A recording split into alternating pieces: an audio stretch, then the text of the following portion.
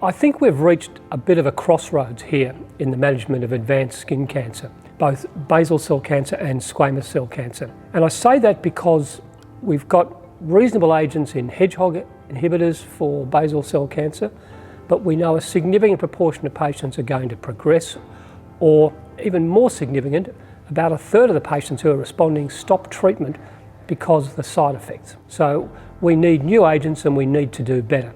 And one possibility is going to be the role of immune checkpoint inhibitor therapy.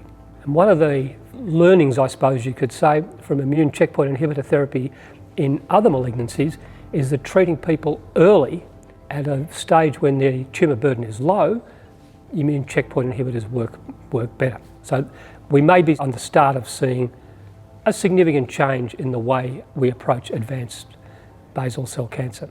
In squamous cell cancer, we know from reasonably good evidence that immune checkpoint inhibitors, either with sepilimumab or pembrolizumab, works well, but we don't yet have the evidence that it's actually a cost-effective treatment.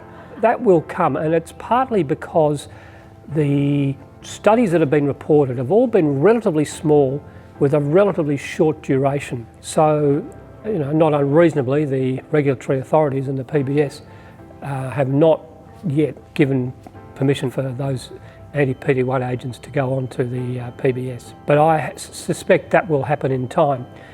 There are a number of aspects of the treatment which are yet to be resolved in terms of timing, doses, selection, how long people should stay on treatment. And it's got to be remembered that these treatments which we're talking about, although highly effective, do have a risk of significant morbidity and very rarely mortality. And to give you an example, the young patient who gets adjuvant immune checkpoint inhibitor for a malignancy at the age of 30, who's one of the very uncommon group who ends up with type 1 diabetes, is left with a pretty significant illness for the rest of their life, and that may well be the life-limiting condition for them rather than the cancer that's been successfully treated. So choice of patients, choice of treatment is something that we'll be looking forward to in the future.